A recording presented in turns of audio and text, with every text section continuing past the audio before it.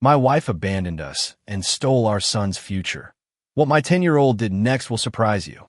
In this emotional journey, we delve into a powerful story of betrayal and redemption. What happens when trust is broken, and how can one rebuild a life from the wreckage? Join us as we explore how one man faces the painful reality of betrayal and discovers the strength within himself to overcome it. This is a tale of redemption that shows no matter the pain, there's always a chance to start over. If you're moved by this story, don't forget to like this video and subscribe to our channel Stories TH for more content like this. The Day My World Crumbled, a story of betrayal and unexpected resilience. It was an ordinary Tuesday morning, the kind where everything felt just as it always had. I was sitting in the living room, browsing through a pile of bills on my laptop, trying to figure out how much longer we could keep our heads above water. Jason, my 10-year-old son, was sitting on the couch, chewing an apple, completely oblivious to the chaos that was about to engulf our lives. The steady hum of the coffee maker in the background provided an almost peaceful atmosphere. But little did I know, that calm was about to be shattered. I had no idea that a storm was brewing just beyond the horizon. My wife, Laura, had been acting strangely for weeks. At first, I brushed it off as stress or maybe just a weight of daily life. She had been distant, a little too well-dressed for her errands, and whenever I asked her about where she was going, she'd deflect with vague excuses. We were going through a rough patch, sure. We'd been arguing more than usual, but I never once thought it would lead to something like this. Looking back, maybe I should have paid more attention, but sometimes the signs of betrayal aren't as glaring as you'd expect. It wasn't until I received the notification that my whole world came crashing down. The message popped up on my screen, almost innocuously. Your balance has fallen below the minimum threshold. I thought it was a mistake. I mean, how could it be true? We'd been saving for Jason's college fund for years, 6 years to be exact. Every penny had been carefully put aside by both Laura and me, and we had always agreed that this money was untouchable. It was a conversation we never needed to revisit because we both knew how much it meant for Jason's future. With an uneasy sense of foreboding, I logged into the account, expecting to see a glitch or some banking error that would clear up quickly. But when the page loaded, my stomach sank. The account was empty. Not low empty. Zero balance. My mind raced as I scanned the page, hoping, praying it was some kind of mistake. But the harsh reality hit me like a freight train. No transactions, no explanation. Just a zero. Laura, I called out, my voice shaky. But there was no answer. I called again, louder this time, but still no response.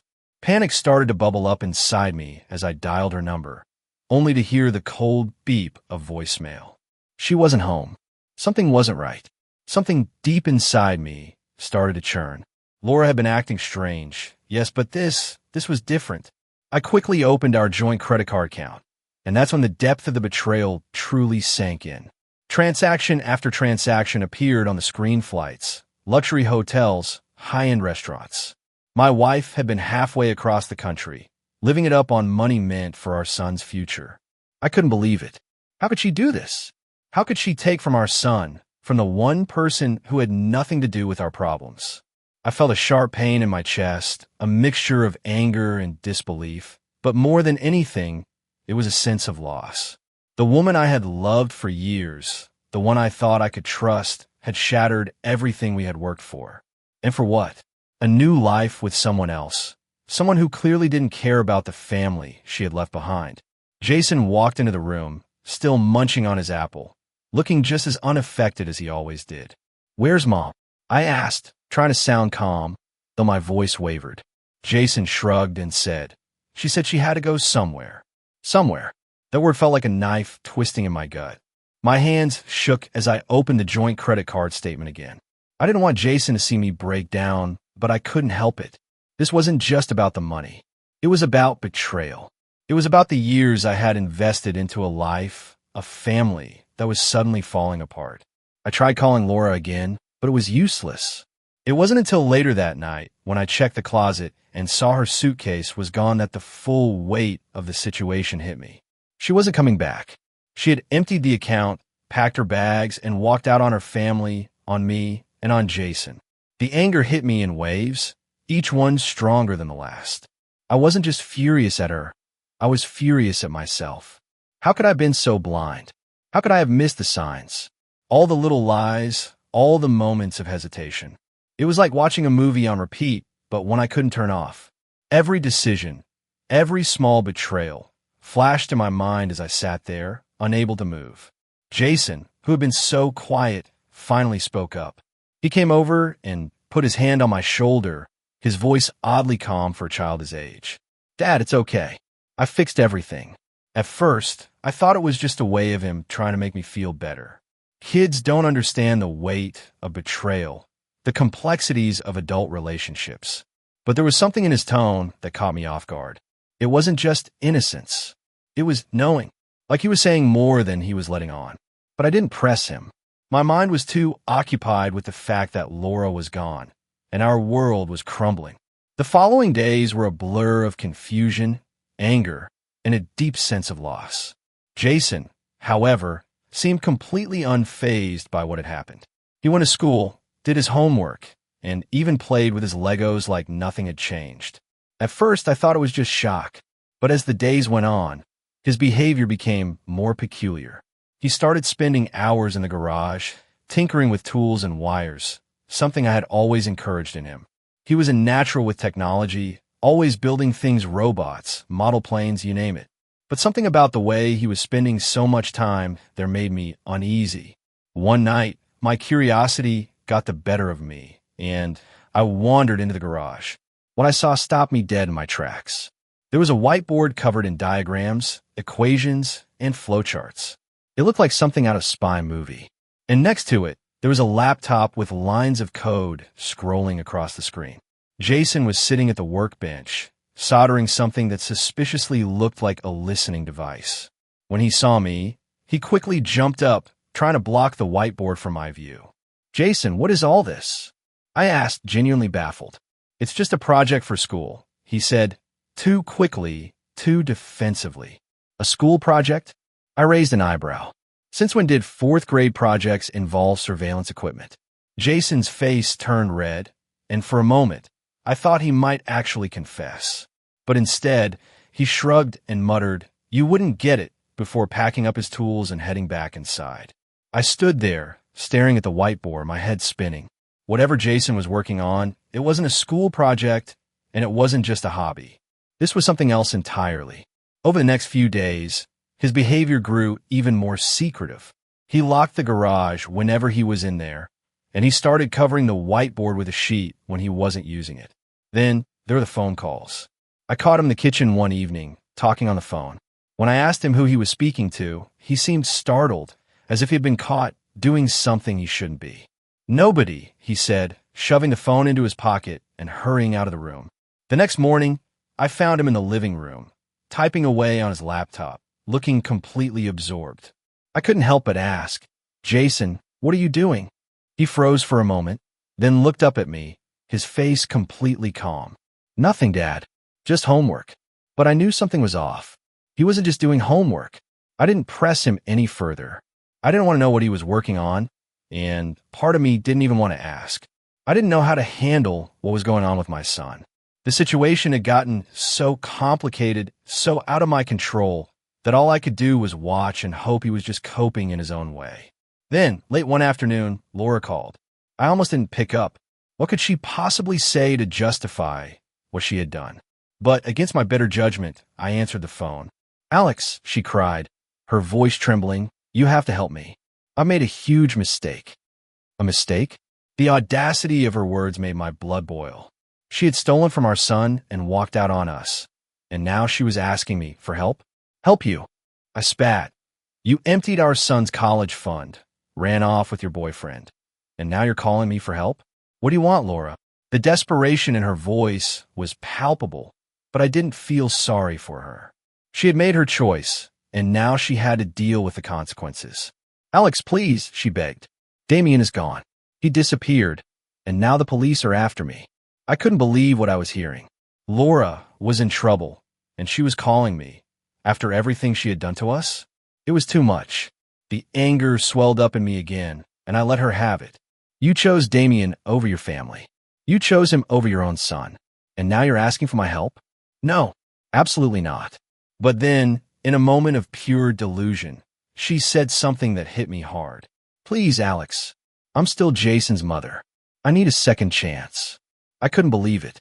After everything she had done, she was still trying to manipulate me into helping her.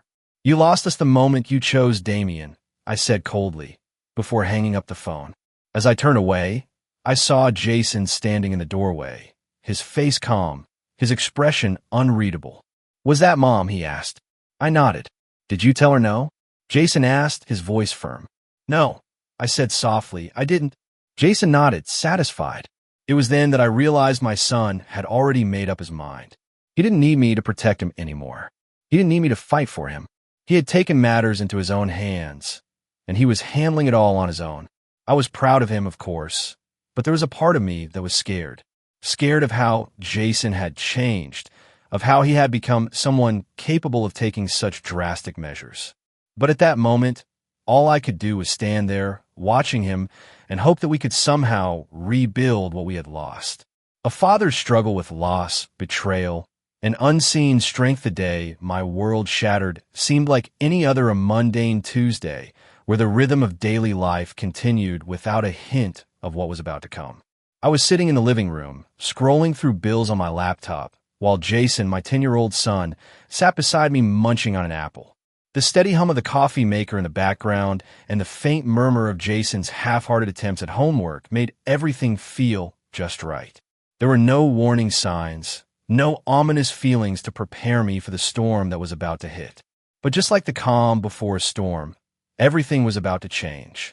Laura, my wife, had been acting differently in recent weeks. She had become distant, more withdrawn, often brushing off questions about where she was going or what she was doing. I had been too busy with work, too caught up in life's routine to notice, or perhaps I didn't want to see it. Sometimes, the signs of a crumbling marriage are subtle enough to be overlooked, even when they are staring you in the face. It wasn't until I received an alert that I had no idea how to process. A notification popped up on my laptop. Your balance has fallen below the minimum threshold. I thought it was a glitch. After all, we had been saving for Jason's college fund for years, 6 years of careful saving, planning, and budgeting. Laura and I had both agreed that the fund was untouchable, something sacred for our son's future. We never needed to discuss it because we both knew how important it was. With a knot forming in my stomach, I logged into the account, expecting to see some sort of mistake. I had seen these kinds of errors before. Banks make mistakes all the time. But what I saw was nothing short of nightmare. The account was empty. Not low. Empty. $0. There were no transactions, no recent activities, nothing. My mind raced, my heart pounding in my chest as I desperately hoped it was some mistake. But it wasn't. Laura, I called out, my voice shaky. No answer. I called again, louder this time. Still no response. Panic crept over me, and I dialed her number, but it went straight to voicemail. My anxiety skyrocketed as I sat there, staring at the screen in disbelief. What was going on? Where was Laura? That was when the truth hit me hard. Laura wasn't just distant lately. She had drained our son's college fund, and she had done it without telling me. I wasn't sure whether to feel anger, shock, or despair, but I knew one thing. Our marriage was hanging by a thread. The woman I thought I knew, the woman I trusted, had taken the money that was meant for our son's future and spent it on herself. In an attempt to regain some control, I opened our joint credit card account. The transactions confirmed my worst fears. Flights, luxury hotels, high-end restaurants. Laura was living it up while Jason's future was being stolen right under my nose. How could she do this? How could she betray us so completely? The weight of the betrayal was suffocating. Jason wandered into the room, still munching on his apple, blissfully unaware of the storm that was swirling around us. Where's Mom? I asked, trying to keep my voice steady for his sake. Jason shrugged. She said she had to go somewhere. Somewhere. That single word pierced my heart. My hands trembled as I tried calling Laura again, but it was useless. She wasn't answering. It wasn't until later that night, when I checked the closet and saw that her suitcase was gone, that I realized the full extent of what had happened. She wasn't just distant, she was gone. She had emptied the account, packed her bags, and walked out. She had chosen to leave us, chosen to prioritize her own happiness over her family, over Jason. The anger I felt was intense, but it was quickly replaced by deep self-doubt. How could I have missed the signs? How had I let this happen? Jason, noticing my distress, walked over and placed a hand on my shoulder. His voice was oddly calm as he said, "Dad, it's okay. I fixed everything." At first, I thought he was just trying to make me feel better. Kids don't understand betrayal. They don't see the complexities of adult emotions. But there was something about Jason's tone, something unsettling in his calm demeanor that made me pause. How do you know everything would be okay? The following days were a blur. I could barely function. I was consumed by anger, sadness, and a deep sense of loss. Jason, however, seemed to carry on as if nothing had changed. He went to school, did his homework, and played with his Legos as though life was just as it always had been. At first, I chalked it up to shock, but as the days wore on, his behavior became more peculiar. He started spending hours in the garage, tinkering with wires and tools. He had always been good at building things robots, model planes, but now there was something different in the way he was working. One night, I couldn't contain my curiosity. I walked into the garage to see what he was up to, and what I found was nothing short of shocking. There was a whiteboard filled with diagrams, equations, and flowcharts that looked like something out of a spy movie. Next to it was a laptop, lines of code scrolling across the screen. Jason was sitting at the workbench, soldering something that looked suspiciously like a listening device. When he saw me, he quickly jumped up and tried to block the whiteboard with his small body. "Jason, what is all this?" I asked, confused. "It's just a project for school," he said, too quickly, too defensively. "A school project?" I raised an eyebrow. Since when did fourth-grade projects require surveillance equipment? Jason's face turned bright red, but instead of admitting what he was really doing, he shrugged and muttered, "You wouldn't get it," before packing up his tools and heading inside. I stood there, staring at the whiteboard. Whatever Jason was working on, it wasn't a school project. It wasn't a hobby. This was something far more serious, something that made my stomach twist in unease. Over the next few days, Jason became even more secretive. He locked the garage door when he was working, and he began covering the whiteboard with a sheet whenever he wasn't using it. His behavior was more and more erratic, and I couldn't shake the feeling that he was doing something big. Then, one evening, Jason asked me a series of oddly specific questions. Did Laura have other accounts? Did I know her passwords? Did she ever talk about offshore investments? At first, I thought he was just being curious, but as the days went on, I realized he wasn't asking for no reason. He was gathering information, and I had no idea what for. "Jason, why do you want to know all this?" I asked, my voice firm. He shrugged. "No reason. Just wondering." But I knew there was more to it. I knew that whatever he was working on, it wasn't just a game to him. The next morning, I found him sitting at the kitchen table with his laptop open, typing away furiously. He didn't even notice me standing there. "Jason," I said softly, and he froze. "What are you doing?" I asked, but the words stuck in my throat. I didn't want to know. Part of me was afraid of what he was doing. Jason's response didn't help. "Nothing, Dad. Just homework." I didn't press him. The situation was already more complicated than I could handle, and I wasn't ready to face whatever it was that Jason had planned. It wasn't long before Laura called. I almost didn't pick up. After everything she had done, what could she possibly say that would justify her actions? But against my better judgment, I answered the phone. "Alex," she cried, her voice trembling, "you have to help me. I've made a huge mistake." A mistake? How could she even say that? She had stolen from our son, abandoned him, and now she wanted me to help her? "Help you?" I said, my voice icy. "You emptied our son's college fund and ran off with your boyfriend. Why would I help you?" She begged me, her desperation clear in her voice, but I couldn't bring myself to feel any sympathy for her. I had watched her destroy everything for a man who didn't even care about her. Now, she was calling, desperate with nowhere else to turn. "I don't want your help, Laura," I said flatly. "You made your choice. and now you're paying for it. You don't get to ask for anything from me."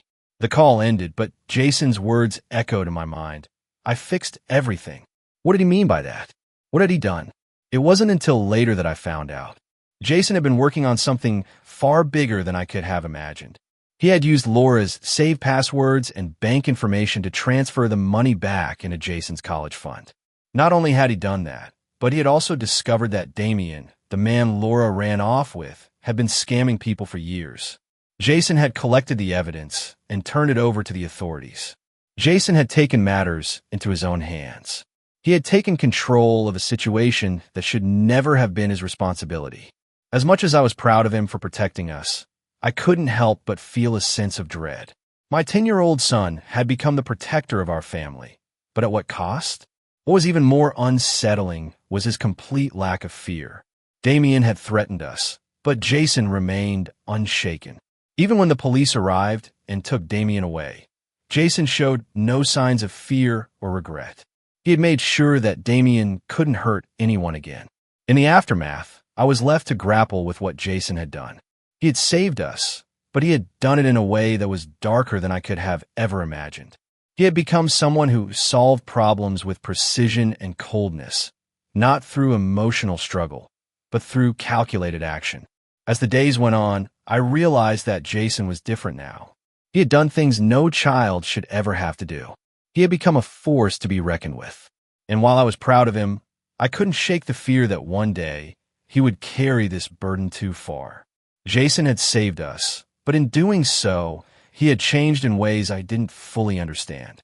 And as I watched him grow, I couldn't help but wonder what kind of person he would become.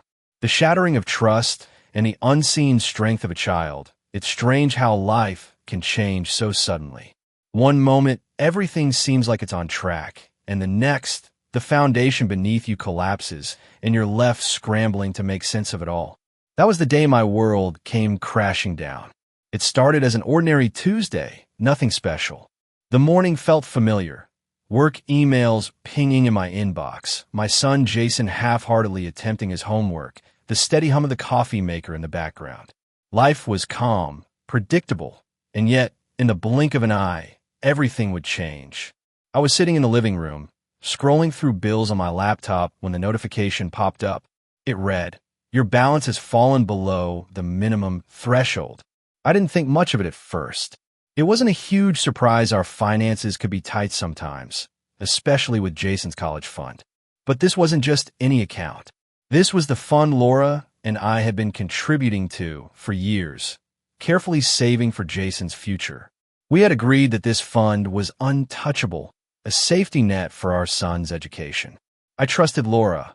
I trusted that we had both invested our time and energy in planning for Jason's future. Still, something nagged at me. I logged into the account, expecting to see a small mistake or a glitch. Maybe the bank had made an error, but what I saw wasn't a mistake. It was a nightmare. The account wasn't low, it was empty. $0. The kind of emptiness that makes your stomach drop and your heart race. I couldn't breathe. How could this happen? "Laura," I called, my voice shaking. No response. I called again, louder this time. Silence. My heart started pounding harder as I checked our joint credit card account, the one Laura and I had always managed together. As I opened the statement, the truth hit me like a punch in the gut. Flights, luxury hotels, high-end restaurants. Laura had been spending the money meant for our son's future. All of it. And she had done it without telling me. Panic set in.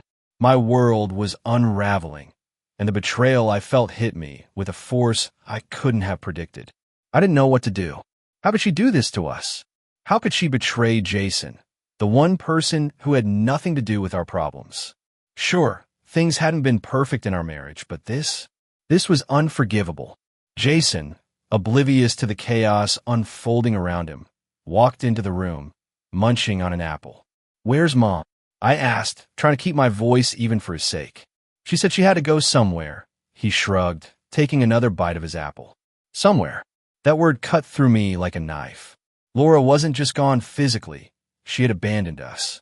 I felt an overwhelming sense of loss, but there was also a rising anger. How had I missed the signs? How had I allowed this to happen? I tried calling Laura again, but it went straight to voicemail. It wasn't until later that night, when I checked the closet and saw that her suitcase was missing, that I realized the depth of what had occurred. She was gone. She had emptied the account, packed her bags, and left. She had chosen herself over her family. Jason and I were left behind to pick up the pieces. Anger coursed through me in waves, each wave more intense than the last. But then something strange happened. Jason, sensing the tension, came over and placed his hand on my shoulder. His voice was calm, far too calm for the situation at hand. "Dad, it's okay. I fixed everything." At first, I thought he was just trying to make me feel better. Kids don't understand the weight of betrayal. They don't see the complexity of adult emotions, or so I thought. But there was something about his tone that made me stop. Something unsettling in the way he spoke. How'd he know everything would be okay? For the next few days, I went through the motions. I was consumed with anger, confusion, and heartache. Jason, however, seemed unfazed.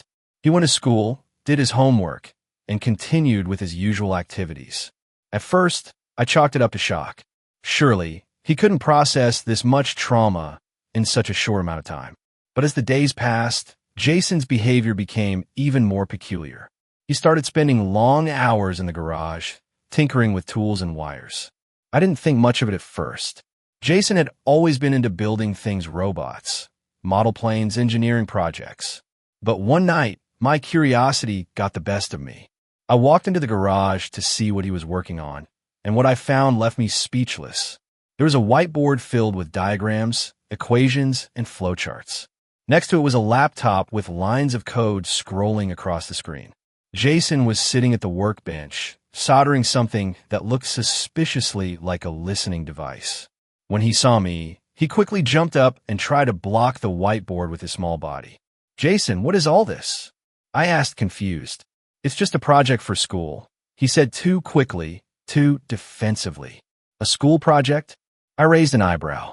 Since when did fourth-grade projects require surveillance equipment? Jason turned red. Instead of confessing, he shrugged and muttered, "You wouldn't get it," before packing up his tools and hurrying inside. I stood there, staring at the whiteboard, my mind racing. This was no school project. This was something much bigger, something far more serious than I had anticipated. Jason became increasingly secretive after that. He locked the garage when he was working, and he started covering the whiteboard with a sheet when he wasn't using it. His behavior grew more erratic. At night, he would ask questions about Laura's finances, specific questions about passwords, other accounts, and offshore investments. At first, I thought he was just curious, but it became clear that he was gathering information. But for what? One evening, I confronted him. "Jason, why are you asking all these questions? What's going on?" He shrugged. "No reason. Just wondering." I didn't press him further. I didn't know if I was ready to face what Jason was really up to. But my curiosity grew. And then, one evening, I walked into the kitchen to find him hunched over his laptop, typing furiously. He didn't even notice me standing there. "Jason," I said softly, and he froze. "What are you doing?" I asked, my voice barely above a whisper. But I didn't want to know. Part of me was afraid of what he was doing. Jason's response was short and calm. "Nothing, Dad. Just homework." I didn't push him further. I couldn't bring myself to ask what he was really up to. Something told me that I didn't want to know. That night, Laura called again. My first instinct was to ignore the call. After all, what could she possibly say that would change anything? But something inside me urged me to answer. I needed to hear it for myself. "Alex," she cried, her voice shaking. "You have to help me. I've made a huge mistake." A mistake? How could she say that? She had stolen from our son. She had abandoned him, run off with her boyfriend. How could she call this a mistake? "Help you," I said, my voice cold. "You emptied our son's college fund and ran off with your boyfriend. Why would I help you?"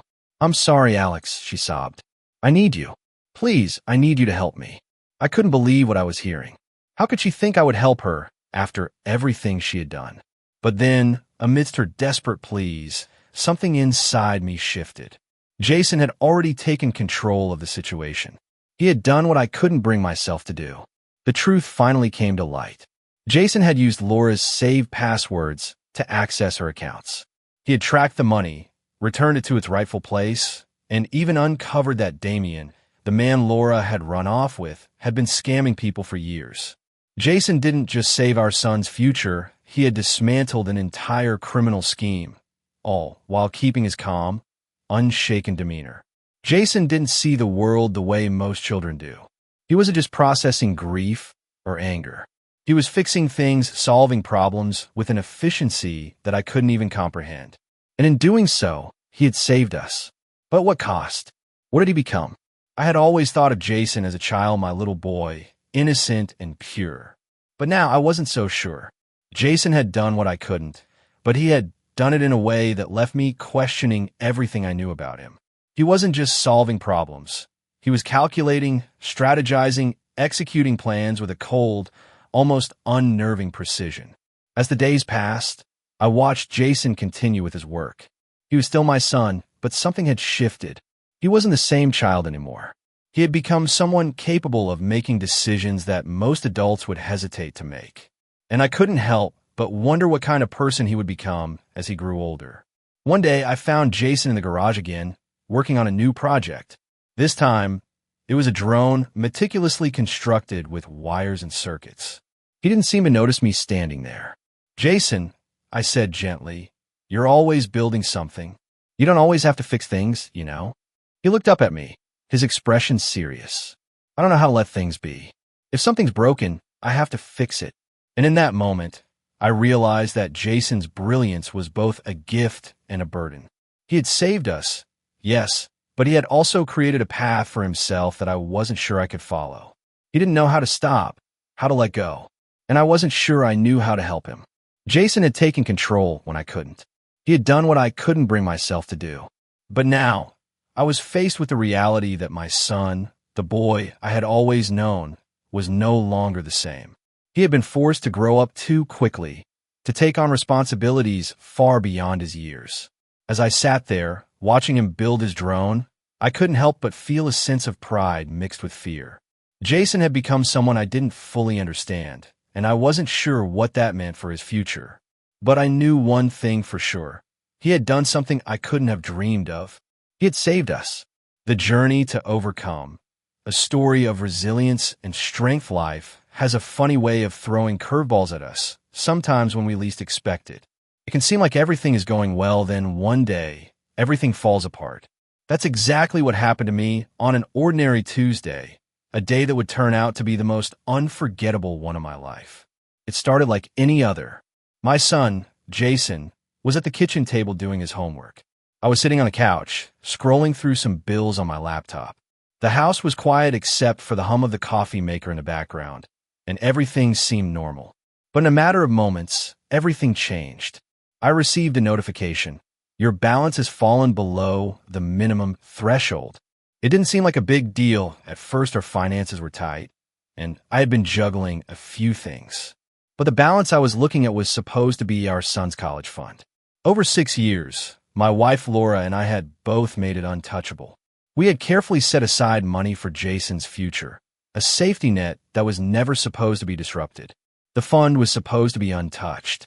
Naturally, I thought there must have been some mistake. So, I logged into the account to see what was going on. What I saw was a nightmare. The account wasn't low, it was empty, completely drained. Not a single transaction history to explain where it went. Just an empty, hollow account. I couldn't breathe. I couldn't understand. "Laura," I called out. My voice felt small, shaky. There was no response. I tried again, but nothing. I called her phone, hoping to get an answer, but it went straight to voicemail. The panic began to build inside me. I checked our joint credit card account, and there it was, the spending. Flights, luxury hotels, high-end restaurants, all paid for with our son's college fund. Laura had been spending the money that was meant for Jason's future, and I hadn't seen a single sign of it. I could feel the betrayal seeping in. I didn't know how to process this. How could she do this to us? To Jason? We had always talked about how important this fund was. It was untouchable. My heart pounded in my chest as I looked around the house, desperate to make sense of what was happening. Jason wandered in, munching on an apple. "Where's Mom?" I asked, trying to keep my voice steady, but the words felt like they were stuck in my throat. "She said she had to go somewhere," Jason replied casually, still munching on his apple. "Somewhere."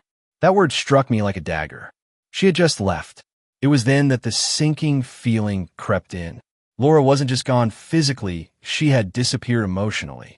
She had emptied the account, packed her bags, and left. She had chosen herself over her family, over Jason. The anger started to build inside me. How could I have missed the signs? How could I have let this happen? It was then that Jason noticed my expression. He came over, put his hand on my shoulder, and said the words that made me freeze in my tracks. "Dad, it's okay. I fixed everything." Jason's calm tone, so out of place in the situation, made me stop. At first, I thought he was just trying to comfort me, but something in his voice made me uneasy. He sounded too calm, too composed for a 10-year-old who had just had his entire world flipped upside down. I didn't know what he meant by that, but I couldn't bring myself to ask. I wasn't sure I wanted to know. For the next few days, I was consumed with a mix of anger, confusion, and grief. I couldn't stop thinking about Laura and what she had done, and the idea of Jason growing up with that kind of betrayal hanging over him crushed me. But while I was spiraling in my emotions, Jason seemed completely unfazed. He went to school, did his homework, and played with his toys as though nothing had changed. I thought maybe he was in shock, unable to process the situation, but there was something about his demeanor that felt off. I began to notice strange behavior from Jason. He started spending hours in the garage, tinkering with tools and wires. At first, I thought it was just one of his engineering projects. He had always loved building things like robots or model planes. But something didn't feel right. One night, curiosity got the better of me, and I wandered into the garage to see what he was working on. What I found made my heart skip a beat. There on the whiteboard were diagrams, equations, and flowcharts like something out of a spy movie. Next to it was a laptop with lines of code scrolling across the screen. Jason was sitting at the workbench, soldering something that looked suspiciously like a listening device. "Jason, what is this?" I asked, my voice cracking with confusion. "It's just a project for school," he replied too quickly, trying to cover up what he was doing. "Since when does 4th grade require surveillance equipment?" I asked, raising an eyebrow. Jason's face turned red, and for a moment, I thought he might actually confess, but instead, he shrugged and muttered, "You wouldn't get it," before packing up his tools and heading back inside. I stood there in the garage, feeling both confused and unsettled. This wasn't just a school project. Jason wasn't just playing with gadgets. He was working on something far more serious. The unease in my gut started to grow. Over the next few days, Jason continued to act strangely. He became even more secretive. He locked the garage when he was working, kept his tablet with him at all times, and covered the whiteboard when he wasn't using it. I try not to ask too many questions, but it was clear something was happening. Then, one evening, I caught him asking questions about Laura's finances, specific questions. Did she have other accounts? Did I know her passwords? Did she ever talk about offshore investments? At first, I thought maybe he was just being curious, but soon it became obvious that he was gathering information. But why? I confronted him one evening. "Jason, what's going on? Why are you asking all these questions?" He looked up from his tablet, his expression unreadable. No reason. Just wondering. I didn't push him further. Maybe I didn't want to know, but the questions kept swirling in my mind. What was Jason really up to? And then, one day, it all came to a head. Laura called. I recognized the number immediately, and a part of me wanted to ignore it. What could she possibly say that would make this situation better? But curiosity got the best of me, and against my better judgment, I answered. "Alex," she cried on the other end of the line. "I need your help. Please, you have to help me." Help her? After everything she had done? My voice turned cold. "You emptied our son's college fund, ran off with your boyfriend, and now you're asking me to help you? Are you serious?" "I'm sorry, Alex," she sobbed. "Please, you have to help me." I wanted to hang up, to tell her she didn't deserve my help, but then something stopped me. Jason had already taken control. He had already solved the problem that I couldn't solve. Jason had been working behind the scenes, using Laura's passwords to access her accounts. He had returned the stolen money, organized it into new accounts, and even uncovered Damien's criminal activities. He had not only saved our son's future, but he had also brought down a criminal empire. When Jason showed me the evidence, I was speechless. He had hacked into Damien's accounts, gathered information, and reported everything to the authorities. Jason had dismantled an entire criminal operation, all while remaining completely composed. "You did all this?" I whispered, still in shock. Jason just nodded, calm as ever. "I fixed it. Don't worry, Dad. Everything's okay now." But as I sat there, staring at my son, I didn't know what to feel. I was proud of what he had done, of course, but I was also terrified. This wasn't the behavior of a normal 10-year-old. Jason wasn't just solving problems, he was taking control of a situation that no child should have to deal with. He had acted in ways that were both impressive and unsettling. Days passed, and Jason continued to go about his life as though nothing had happened. But for me, the reality of what had just transpired began to sink in. Jason wasn't the child I thought he was. He had taken on responsibilities that were far beyond his years, and I wasn't sure how to handle it. One evening, I found Jason in the garage again, working on a new project. This time it was a drone. As I watched him work, I couldn't help but feel a mixture of pride and fear.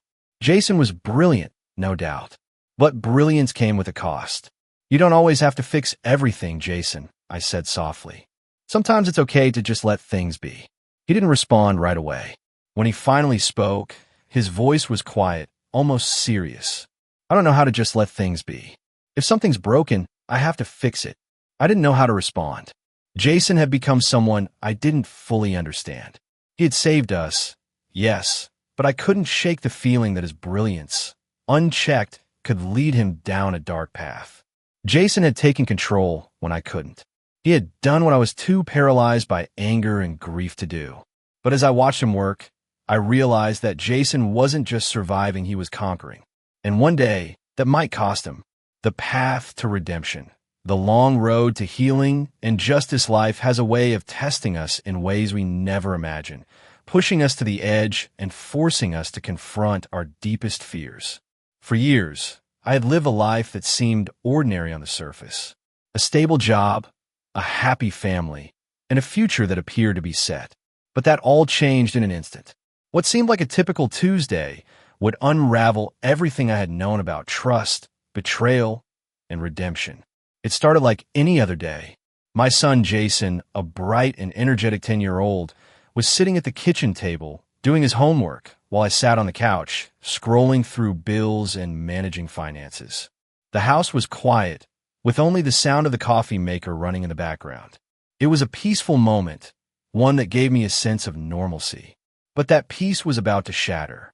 As I was going through the bills, I received a notification on my phone. "Your balance has fallen below the minimum threshold." It caught my attention, but I didn't think much of it at first. After all, we had worked hard to ensure that Jason's college fund was untouchable. Over the years, my wife, Laura, and I had made it a priority to save for his future, something that we both agreed on.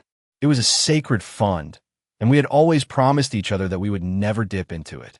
I didn't panic at first. I assumed there had been some kind of mistake. Maybe the bank had made an error. But as I logged into the account, the truth hit me like a ton of bricks. The account was empty.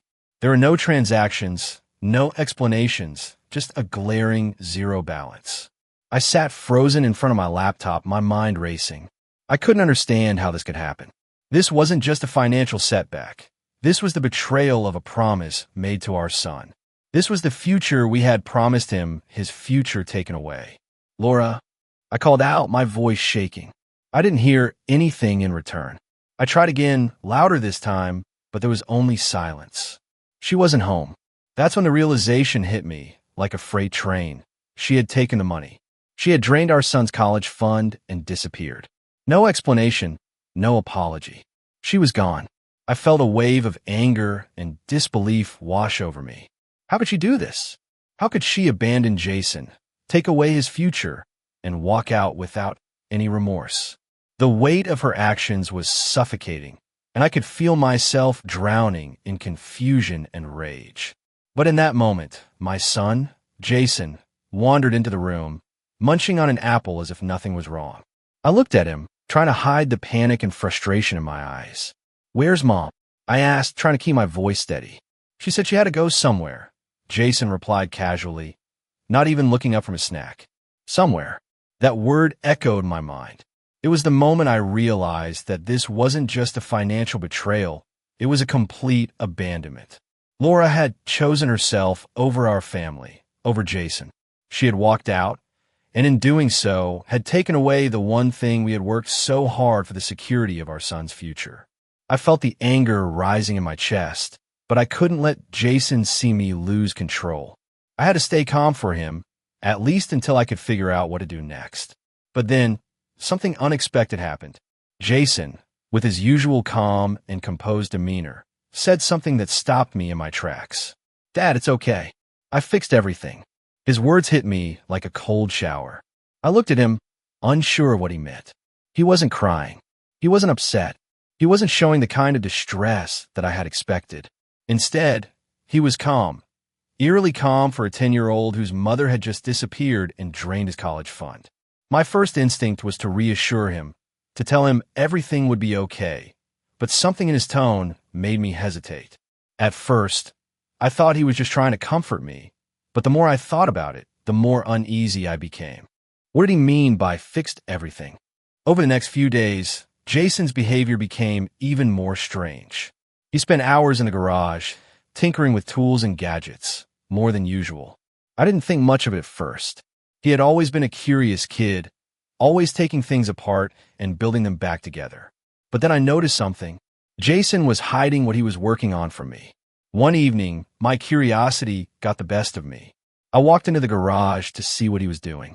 What I found sent a chill down my spine. Jason had turned the garage into a makeshift lab, with a whiteboard covered in diagrams, equations, and flowcharts. There were also lines of code running across his laptop screen, and he was soldering what looked like a surveillance device. "Jason," I asked, my voice a mixture of confusion and concern. "What is all this?"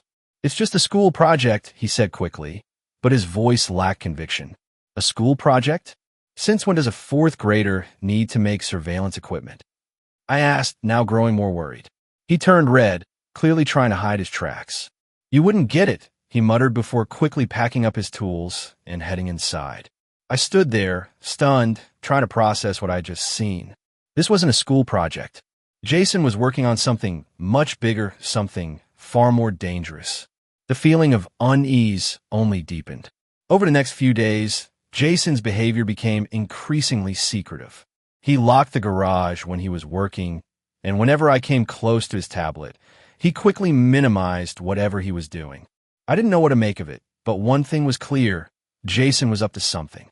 Then, one evening, I caught him asking questions about Laura's finances. He was asking about her other accounts, her passwords, and any investment she might have had. I didn't know what to think. Why was he asking about this? Finally, I confronted him. "Jason, what's going on? Why are you asking about Mom's finances?" He looked up at me, his expression blank. "No reason. Just wondering." Something wasn't right. The following night, I walked into the garage again. This time, Jason was using some kind of software on his laptop. It looked like he was tracking something, but I didn't understand what. "Jason, what are you doing?" I asked, trying to stay calm. "I'm fixing things," he said simply, as if it was the most obvious thing in the world. "Fixing what?" I asked, my heart racing. "You'll see, Dad," he said, and that was the last thing I heard before he locked himself in the garage again. I didn't know what to think. I was terrified, confused, and unsure of what my son was getting into. But then, one day, Laura called.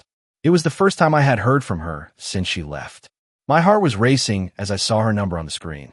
Part of me wanted to ignore it, to not deal with her anymore. But another part of me wanted to hear what she had to say. "Alex," she cried, her voice frantic. "You have to help me." After everything she had done, I couldn't bring myself to help her. "Help you? After you drained our son's college fund and ran off with your boyfriend?" "I know I made a mistake," she sobbed. "But I need your help. I'm in trouble." "I'm not helping you," I said coldly. "You don't get to come back into our lives after what you've done." Laura begged for help, but I was done. I couldn't forgive her, and I didn't want her back. And just as I was about to hang up, Jason appeared in the room. "Is it Mom?" he asked. I nodded. Jason didn't hesitate for a moment. "Put on speaker," he said, his voice calm and firm. And so I did. Laura's voice was shaky, and she begged Jason for his help, but Jason didn't flinch. "You don't love us," he said, cutting her off. You chose Damien over us. You stole from me. I was stunned. My 10-year-old son was handling this situation with a level of maturity that I couldn't even comprehend. But it wasn't just maturity. It was something darker, something colder. Jason had already fixed the problem. He had not only found Laura's stolen money, but had traced Damien's financial crimes. He had taken control, gone after the criminals, and even reported them to the authorities. Jason had saved us. But as I looked at him, I realized that Jason wasn't the same boy I had known. He had become someone else, someone with a sharp mind, someone willing to do whatever it took to fix things, no matter the cost. And while I was proud of him, a small part of me was terrified of what this meant for his future. Jason's actions had saved us, but they had also opened a door to something darker. He was no longer just a child. He had become someone capable of fixing problems in ways that I couldn't fully understand. And now, I had to figure out how to navigate this new reality. The moment of truth, the unraveling of family, and the fight for justice, it's a strange thing. How a single moment can change everything. I can remember exactly where I was when the moment hit me, the moment that would forever alter the course of my life. It was just an ordinary Tuesday morning. Jason, my 10-year-old son, was sitting at the kitchen table working on homework, and I was sitting in the living room, mindlessly scrolling through some bills and managing the finances. The hum of the coffee maker was the only noise breaking the stillness. Life was calm, predictable, normal, but that normalcy would soon be shattered. I wasn't expecting anything to go wrong. In fact, my wife, Laura, and I had worked hard to build a life that was steady and secure for our son. We had saved for years for his future college fund that was supposed to be untouchable. We had been clear on that. It was the one promise we had made to each other. Our son's future would always be safe. But that promise, that trust, was about to come crashing down in a way I never saw coming. I had just received a notification on my phone, something about my bank balance. The message read, "Your balance has fallen below the minimum threshold." It was odd because I knew that Jason's college fund was healthy, it was well beyond what it needed to be. So, I figured it was some kind of bank mistake. I thought I'd log into the account and quickly sort it out. But when I opened the account, the truth hit me like a ton of bricks. The account was empty. There was no trace of the money we had saved for years. Nothing. It was a blank slate. No transactions. No balance. Just zero. I couldn't believe it. I stared at the screen, hoping it was some kind of glitch. Maybe a mistake. But I knew better. I knew it wasn't. It didn't make sense. How could this happen? Laura and I had always been so careful with our finances. We had worked hard, saved diligently, and now, in one swift moment, all of it was gone. I couldn't understand it. "Laura," I called out. My voice trembled as I reached for my phone and tried calling her. I dialed, expecting her to pick up, but there was no answer. Just silence. I tried again. Nothing. The sickening realization settled in. Laura wasn't home. She had drained the account. She had emptied the fund that we had both worked so hard for and walked out without any explanation, without any apology. The feeling of betrayal was sharp, cutting through me like a knife. I didn't know what to do. My mind raced, and I felt myself drowning in confusion and anger. When Jason wandered into the room, casually eating an apple, I tried to hide the panic in my voice. "Where's your mom?" I asked, attempting to stay calm. He shrugged, not looking up from his snack. She said she had to go somewhere. Somewhere. That was all. Somewhere. I knew then that it wasn't just the money she had stolen. It was the trust, the family, the promise we had made. She had walked away from everything. She had chosen herself over her family, over Jason. I didn't want Jason to see me unraveling. He was just a kid. He didn't need to carry the burden of what had happened. But the anger, the confusion, it was overwhelming. I needed to figure out what had happened. Why had she done this? How could she have done this? I tried calling Laura again, but she didn't answer. It wasn't until later that night that I checked the closet and saw her suitcase was gone. She wasn't coming back. The woman I loved, the woman who had been part of building our family, had just walked out on us. On me. On Jason. The betrayal was complete. The anger came in waves, each one harder than the last. How could she do this to us? How could she betray her own son? We had worked for years to ensure that Jason's future was set, and now it was gone. All because of her selfishness. But then, something strange happened. Jason, still calm, came over to me and said, "Dad, it's okay. I fixed everything." I froze. What did he mean by that? How could he fix something that was so broken? A 10-year-old fixing everything? How could he possibly know what to do? But Jason wasn't panicked. He wasn't angry. He wasn't crying. He was just calm. Too calm. There was something unsettling about it. I didn't ask him any questions at that moment. I was too overwhelmed by what had happened with Laura. I had no idea how this was all going to unfold, but I couldn't let Jason see how shaken I was. In the days that followed, Jason's behavior became even more strange. He spent hours in the garage, working on what I assumed was one of his little engineering projects. He was always good at building things, robots, planes, and the like. But then, I started noticing that he was hiding things. His tablet was always locked, his garage door was always closed when he was inside, and he would get nervous if I got too close to his work. One night, I couldn't hold back my curiosity. I had to know what he was doing. I walked into the garage, and what I found left me speechless. Jason had a whiteboard covered with diagrams and equations.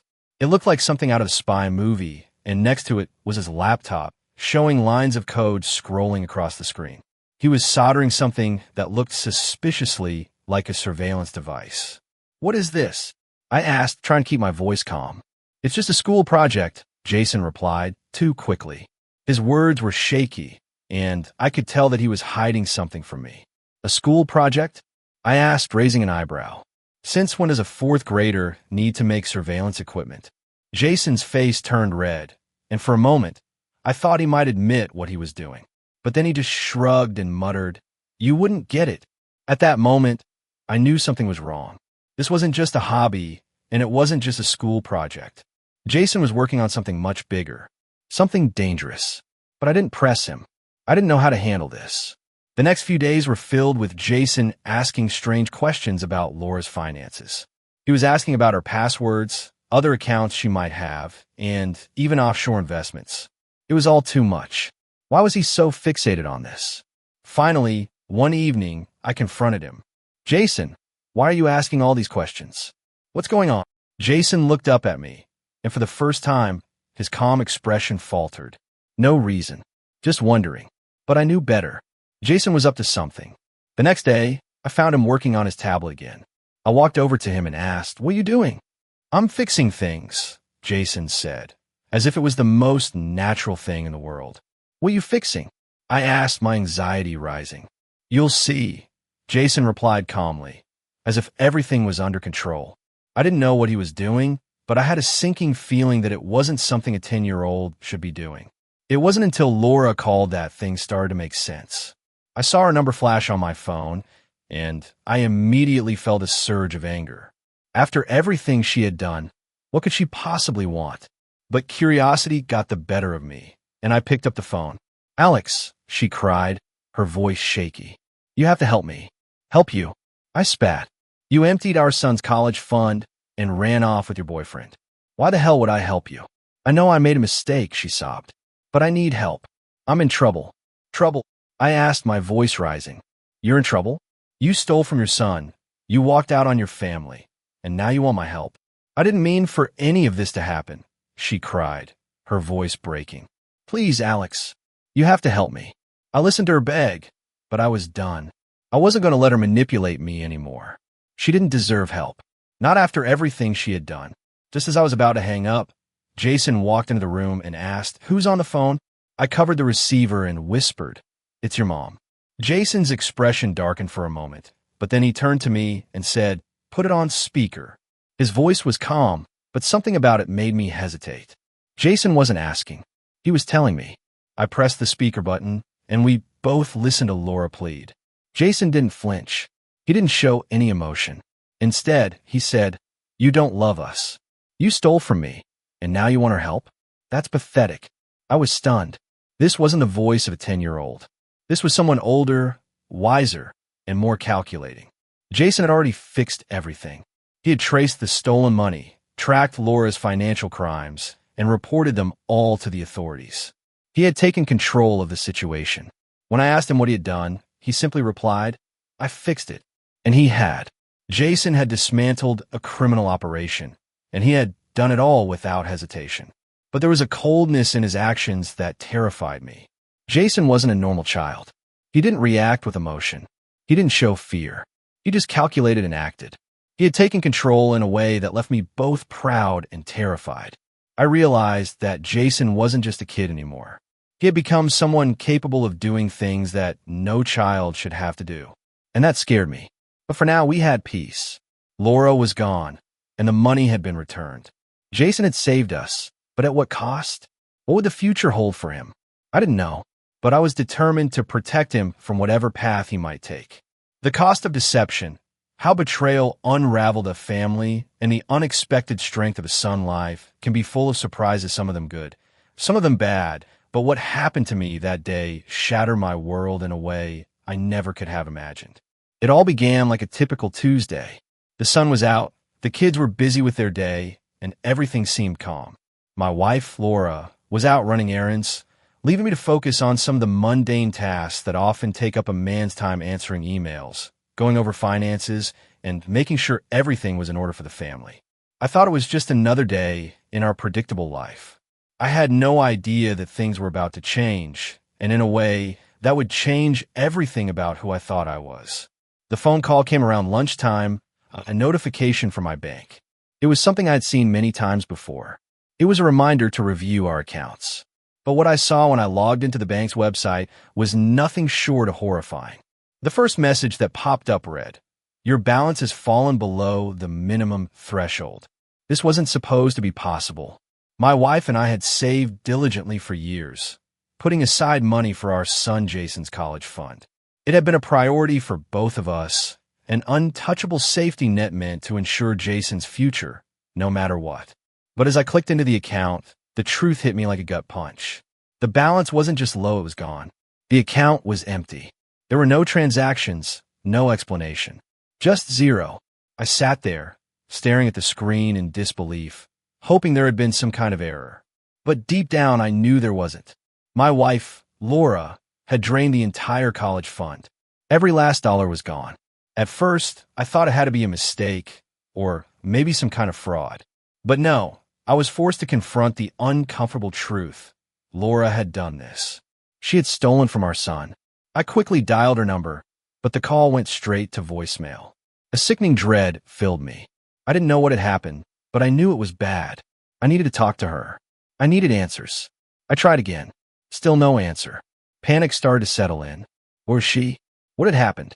Something was wrong. When Jason, my 10-year-old son, wandered into the living room, still munching on an apple like everything was normal, I did my best to hide my rising panic. "Where's your mom?" I asked, trying to sound calm. "She said she had to go somewhere," Jason replied, shrugging casually as if it didn't matter. Somewhere. That vague word felt like a dagger twisting in my gut.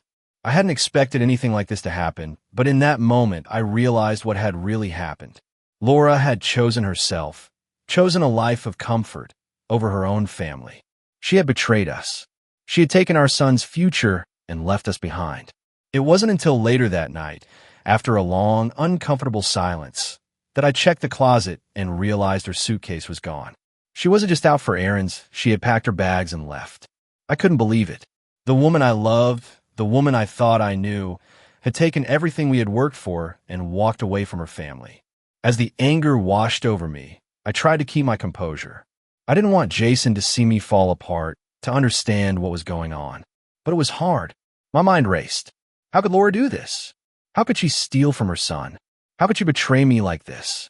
And then, just as I was about to collapse from the weight of my emotions, Jason said something that threw me off guard. "It's okay, Dad," he said, his voice calm. "I fixed everything. My son was 10 years old. How could he fix something like this?" What did he mean? I looked at him, stunned. But there was something in his tone, something unsettling. He wasn't angry. He wasn't upset. He was completely calm. Too calm. I didn't know how to react. I didn't know if I should be proud or if I should be terrified. Jason spent the next few days acting in a way that was strange. He was secretive. He spent hours in the garage, tinkering with tools and gadgets. I didn't think much of it at first. Jason had always loved building things robots, model planes, and other projects. But something about this felt different. He kept his tablet locked, and whenever I asked him what he was doing, he'd get defensive. One night, unable to hold back my curiosity, I walked into the garage. What I found left me speechless. Jason had a whiteboard set up, filled with equations, diagrams, and flowcharts. He had a laptop open, displaying lines of code. Next to him, he was soldering something that looked suspiciously like a listening device. "What is this?" I asked, trying to keep my voice steady. "It's just a project for school," Jason replied too quickly, his voice shaking a little. He was hiding something from me. "A project for school?" I said, raising an eyebrow. "Since when does a fourth grader need to make surveillance equipment?" Jason's face turned bright red, but instead of confessing, he just shrugged and muttered, "You wouldn't get it." I stood there, frozen. This wasn't just a hobby. It wasn't just a school project. My son was doing something far beyond what any child his age should be capable of. Days passed, and Jason's behavior grew even stranger. He was asking me specific questions about Laura's finances. What were her passwords? Did she have any other accounts? Was she involved in anything suspicious? At first, I brushed it off, thinking he was just curious.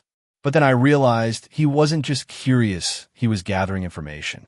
Finally, I confronted him. "Jason, what are you doing? Why are you asking about all this?" Jason looked at me, his face unreadable.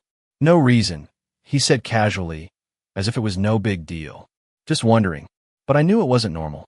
This wasn't just curiosity. Something was off, and I needed to know what was going on. The next day, when I walked into the living room, I saw Jason sitting with his tablet. His fingers were flying across the screen with such precision that it was clear he wasn't just playing a game. "What are you doing?" I asked. "I'm fixing it," he replied, as though it was the most natural thing in the world. "Fixing what?" I asked, a lump forming in my throat. "You'll see," Jason said, as if everything was under control. I didn't understand. What did he mean? How could a 10-year-old fix something so deeply wrong? I didn't know, but as the days passed, Jason's secretive behavior continued. He locked himself in the garage, and I noticed he was covering his whiteboard with a sheet whenever he wasn't using it. Something was going on, and I couldn't figure out what. Then Laura called. The sight of her number on my phone made my blood run cold. After everything that had happened, what could she possibly want? But, against my better judgment, I answered the phone. "Alex, please help me," she sobbed. "What do you want from me?" I asked, my voice cold. "You emptied our son's college fund and ran off with your boyfriend. Why would I help you now?" "I know I messed up," she pleaded, "but I need help. I'm stuck. Damien's gone. Everything is falling apart." Damien? The man she had left me for? I felt a surge of anger. This was it. This was her final plea for forgiveness. "I'm stuck, Alex," she cried. "I need you to help me." "Why?" I said, bitterness seeping into my voice. "You abandoned us. You left us behind. You chose Damien over your family." "I didn't mean for any of this to happen," she said, almost whispering now. "I thought everything would be okay." "Everything's gone, Laura," I shot back. "And now you want my help?" But what happened next was even more disturbing than her request for forgiveness. "Alex," she said, her voice trembling, "I need you to help me fix this. I don't know what to do. I have nowhere to go." "You made your choice," I said coldly. "You walked out on us. Now you have to deal with the consequences." The line went silent. Then, finally, she spoke again, desperation in her voice. "I'm sorry, Alex. I didn't mean for it to get this bad." "Too late," I said. "Goodbye, Laura." I hung up the phone and turned to find Jason standing in the doorway, watching me. His face was calm, his expression unreadable. "What did she want?" he asked, his tone casual. "She wanted help," I replied, my voice heavy with exhaustion. Jason didn't flinch. He simply nodded. "You didn't help her, did you?" "No," I said. Jason smiled, but it wasn't a happy smile. It was cold, calculating. "She doesn't deserve our help," Jason said, his voice firm. For the first time, I realized something. Jason wasn't just a child. He was something else, entirely someone who had already started to understand the complexities of the world. Someone who had seen betrayal and figured out how to handle it. Someone who had taken control when the adults had failed. And in that moment, I wasn't sure whether to be proud or terrified. Life often tests our resilience in ways we never expect, and sometimes the people closest to us can be the ones who hurt us the most. The story shared is a powerful reminder that betrayal can come from those we trust, but even in the darkest moments, strength can emerge, often from the least expected places. It teaches us that we must be careful not to let our pain define us or control our decisions.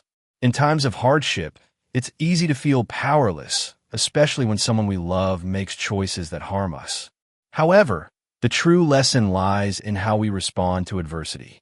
We can choose to dwell in anger, bitterness, and self-pity, or we can rise above, find strength in ourselves, and move forward.